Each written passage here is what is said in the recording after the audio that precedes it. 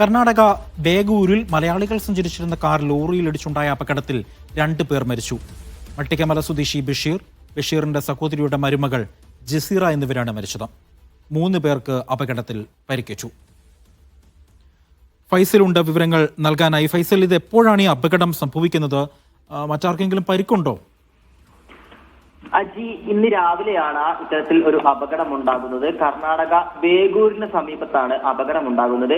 കമ്പളക്കാട് മടക്കിമല സ്വദേശികൾ സഞ്ചരിച്ച കാറാണ് അപകടത്തിൽപ്പെട്ടത്. ഇവർ വിദേശത്ത് നിന്നും തിരിച്ചു വരുന്നതിനിടയിലാണ് അപകടം. അതായത് ബാംഗ്ലൂർ എയർപോർട്ടിൽ ഇറങ്ങി നാട്ടിലേക്ക് മടങ്ങി വരുന്നതിനിടയിൽ ടിപ്പർ ടോറസ് ലോറിയുമായി കൂട്ടിയിടിച്ച് അപകടം സംഭവിക്കുകയായിരുന്നു. 2 പേരാണ് അപകടത്തിൽ മരിച്ചത്. കമ്പളക്കാട് കരിഞ്ചേരി അബ്ദുൽ ബഷീറിന്റെ സഹോദരിയുടെ മരുമകൾ ജസീറ എന്നിവരാണ് അപകടത്തിൽ മരിച്ചത്. ഇവരുടെ കൂടെയുണ്ടായിരുന്ന ജസീറയുടെ ഭർത്താവ് ഷാഫി, അതുപോലെ ഇവരുടെ മകൻ ഹൈസം, അതുപോലെ ഈ അബ്ദുൽ ബഷീറിന്റെ ഭാര്യ എന്നിവർക്കാണ് പരിക്കേറ്റിട്ടുള്ളത്. ഇവരെ മൈസൂരിലെ മെഡിക്കൽ കോളേജിൽ പ്രവേശിപ്പിച്ചിട്ടുണ്ട്. ശരി, ഫൈസൽ നടിപ്പാലയാണ് വിവരങ്ങൾ നൽകിയത്.